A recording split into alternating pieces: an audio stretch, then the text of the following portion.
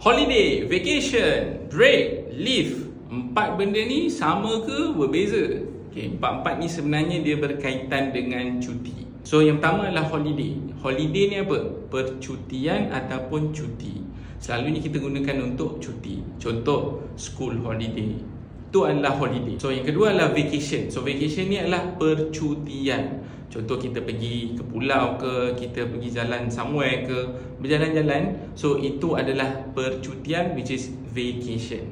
Yang ketiga adalah break. So break ni apa dia? Cuti sebentar. Contoh sekolah kan ada sesi panjang. So kita ada break in between, tengah-tengah. So kita panggil school break. Kalau university, let's say kita ada semester, so kita akan ada semester break. So break ni cuti sebentar. Yang last kali adalah leave. So leave ni adalah untuk mereka yang bekerja, selalunya cuti yang kita ambil.